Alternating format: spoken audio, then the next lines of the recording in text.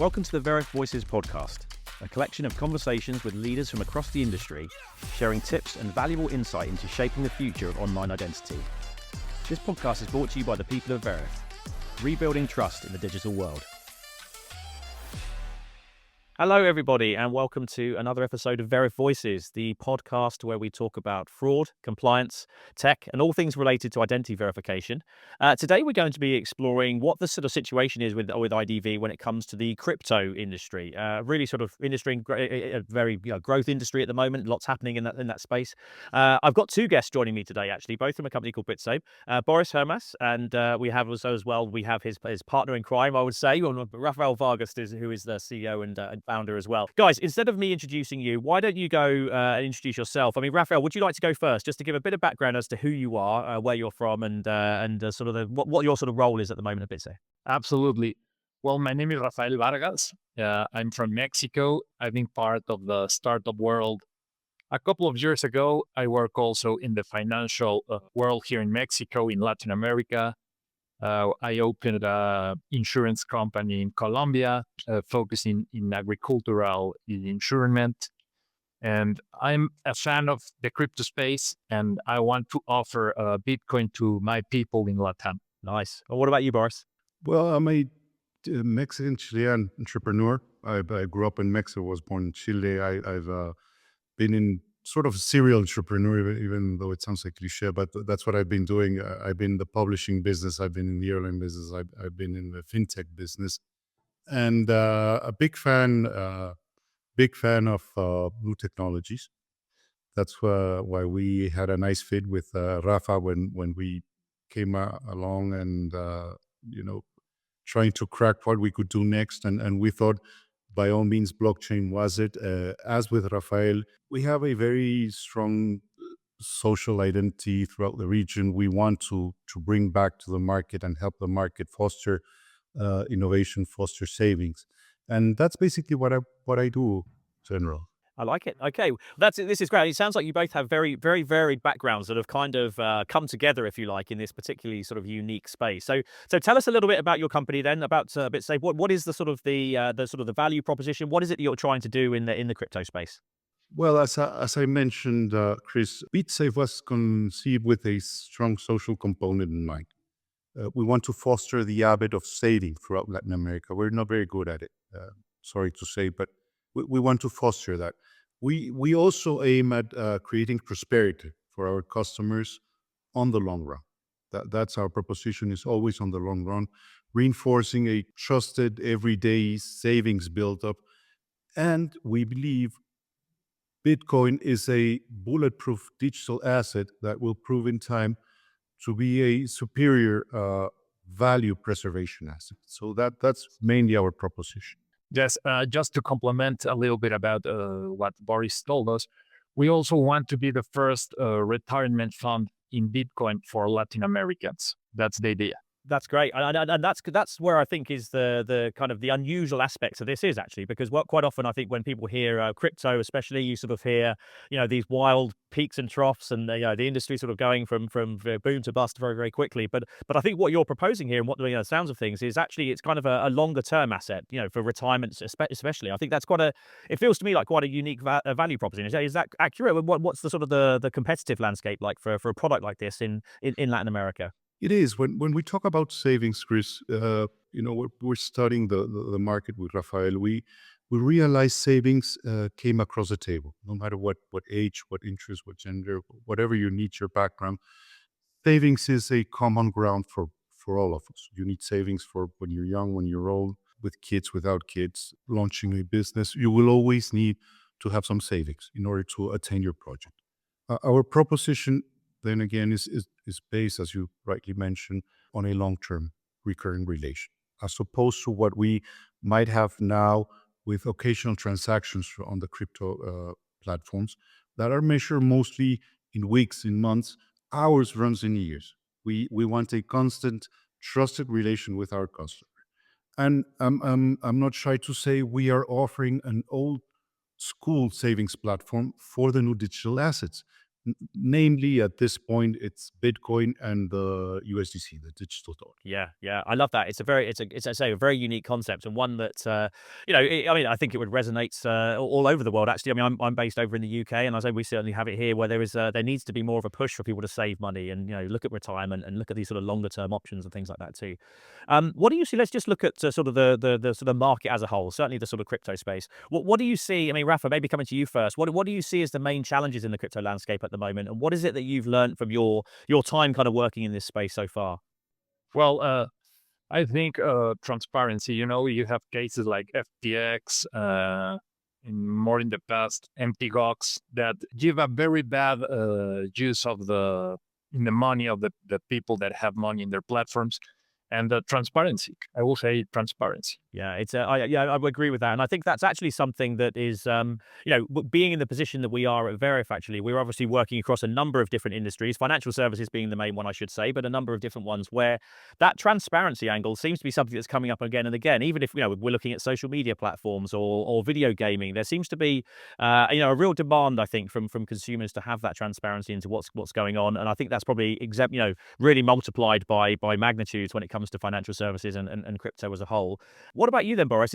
Same question. I mean, what are some of the challenges that you're seeing? Would you echo Rafa's point there around transparency, or is there something else you'd like to add? Absolutely, and you have to realize something. It's a crypto's a recent landscape, even though it's been about for some years, and it's starting to become mainstream. And it's a delicate moment because it was a niche, it was a specialty, was for certain part of the segment of the market. Now it's becoming mainstream. And this is a particularly delicate moment, in my opinion, because the market, as you say, needs to be assured that transparency, needs to be assured that the crypto ecosystem will evolve into a trusted one, where every participant has a fair opportunity. And that's a challenge at this point, in my opinion. Yeah, I see. And I suppose if we, look forward over the next 12, 24 months, I mean, the sort of the crypto industry as a whole, do you think there's anything in there, sort of market trends that people need to be aware of? I mean, I think it sounds like from what both of you are saying, actually, that this kind of, the trust element is really something that is probably going to be an ongoing challenge for the crypto industry as a whole. Would you kind of agree with that, or is there anything else that you would add to that? There needs to be, there's going to be the consolidation, there's going to be evolution as it happens in a new market, even the mature ones. But what I think is especially important, Chris, is that the mainstream, the whole market, has a better understanding of of all the digital assets, what there are qualities within them, what's different between a Bitcoin and a Dogecoin, a stable coin, all these terms, and we need to teach people how to be discerning. There's certain there are different qualities. Again, you have Bitcoin, you have Ethereum, you have the digital dollar, then you have a more speculative, more volatile, and it's fine as long as the consumer is aware of what he's investing and what he's saving. And that's what we need to create. We need to create a common knowledge of the digital assets as well. I think the trend and the challenge here is the dispersion of the assets. It's been concentrated so far, and that creates irregular movements in terms of the value and the volatility that are not what one would desire. So I think that a wide dispersion throughout the market would bring order to it. Yeah, absolutely. And I think that kind of, bringing order is a really interesting phrase, actually, because bringing order and trust, I think, are tied together in some ways. I think when something is more stable, more settled, people understand it. They've been through the education. They understand what they're dealing with. You're naturally going to build up a more trusted environment. But I think one area that the link between Bitsafve and Veriff kind of points to, actually, is that taking that sort of building trust that one step further and sort of verifying that the people that are within your systems that are making transactions and so on are the people who they say they are. Let's just talk a little bit around that, because I think that digital identity is something that is very, very tied up in the development of crypto, actually. And I think it kind of ties back to what you were just saying a moment ago, Boris. But Rafa, what do you think about this? Is there anything that you would say around how digital identity plays? What role does it play in the future of cryptocurrency, would you say, and financial security as a whole, I would say? No, it's quite important, Chris. In these days, it's important to know who you are selling the digital asset, Bitcoin, USDC. There are tons of horror stories about bad people using these technologies to send money for some shady things. And I think it's pretty important. Yeah, absolutely. So let's talk a little bit then about the sort of the relationship between Bitsafve and Veriff, particularly. What were the challenges around identity verification that kind of, and maybe security as a whole, I suppose, that initially led you to explore potentially a relationship with Veriff? So kind of before you knew who we were, what was some of the fraud and things like that that you were potentially seeing or you were worried about? Well, Chris, simply for us at Bitsafve, our minimum viable product cannot happen without proven digital verification. It's one of the pillars, not only of crypto, but of any platform that deals with assets being transmitted. There's no room for mistake. And what we seek with Veriff, and we got really makes us very happy at it, is that we have a trusted digital identity process with Veriff, and that's for us means everything, because again, the process cannot run. There's no, it's above the minimum. It simply cannot run without proven digital identity. Yeah, yeah. I think we sort of hear that from lots of our customers actually, where it's not so much, it's not a nice to have, it's a must have. It's one of those things that kind of holds the whole thing together to a certain extent. Are you able to talk about the types of fraud that you were experiencing, or you have tried, the Veriff has sort of helped you sort of prevent over the time of our relationship together? Is there anything in particular? I know we see usually in the sort of crypto space, we see a lot of possible account takeover and multi-accounting, when it comes to sort of bonus abuse and things like that as well. Are they terms that sort of resonate with your experience as well? We're launching the product. We're still a startup, so at this point, more than a long track on fraud or anything like that. We at this point, what really makes us tick is the ease of mind for our customer that the identity is always checked. And that there won't be mistakes, because not only we're talking about fraud, is that the customer is sure of what they're doing and where it's going and how they're moving, whether it's inbound, outbound, their assets. So digital verification helps the customer along the process, proves the identity for us, makes the customer mindful of what they're doing. So at this point, it's more of an understanding of how important digital verification is for the process to work, and for it to be, again, render a peace of mind to the customer and makes us trust. I think I think that's such an important part of the puzzle. I think one of the big issues I think we see with, certainly with financial services companies, because there isn't, we should say that there is a kind of a mandated need to have this, right? You need to have KYC and you need to have the various things in place whatever jurisdiction you're operating in. So there is a sort of necessity from that point of view. Obviously, we want to cut out fraud as well, because it would save on financial losses and everything else. But I think there's that reputational piece, which I think you're touching on there, Boris, which I think is really interesting as well, which is, if you can establish a reputation as being a trustworthy company, you're more likely to win more business. You're more likely to acquire more customers. So I think traditionally people have thought, businesses have thought of fraud prevention and KYC as being costs that they have to kind of endure. But in actual fact, I think what we're seeing is that this can be a customer acquisition strategy as well, and can be sort of the thing that starts to attract new customers into your sort of your orbit, if you like. Would you agree with that? Do you think there is a sort of reputational angle to this type of piece? It's the pillar, Chris. Again, we're talking years. We want a relationship with you as a customer for years. It's all based in trust. All our partners need to be trust. The pillar of trust needs to be verification, and it's always been there. Whenever you're moving someone else's assets, you need to be very careful.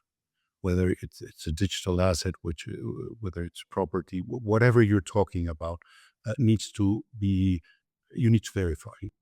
Yeah, absolutely. And for us, yes, it's I'm sorry, it is a marketing tool. That's exactly the essence of what we are offering. No matter worst case scenario, your assets are safe, because fraud will be attempted. So the key word here is what you mentioned, Chris: prevention.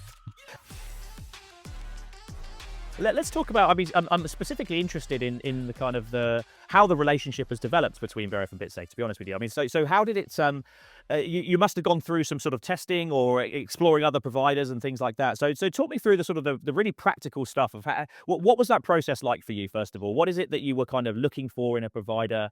And how did you go about eliminating some of the others from this process? I think that'll be something that people listening in will be quite interested in, because they may be in the same situation where they're kind of in that situation right now, looking for, looking at the market. It's very confusing. There's lots of identity verification providers out there. So just talk me through some of the very practical steps that you went through in order to sort of, thin the crowd down a little bit.